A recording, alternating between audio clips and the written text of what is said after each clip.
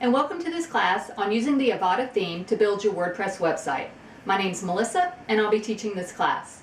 I am a freelance graphic designer with 20 years of experience. In the last 10 years I've been building WordPress websites, and I have found that the Avada theme is one of the best, most robust and easiest to use themes that you can use to build your website. And I'm really excited to show you today how you can use the theme to build out your own site. In this class, first we'll start with a brief overview of WordPress and what it is, and then we'll review the WordPress admin area.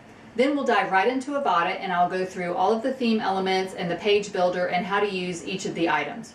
We're going to go through how to set up your blog or create a portfolio, how to use widgets and plugins, how to create your own menu and your header and footer.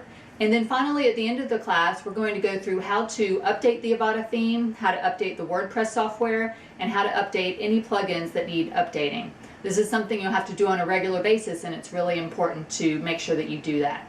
This class is fairly long, but I've broken it down into digestible chunks so that you can watch as you have time.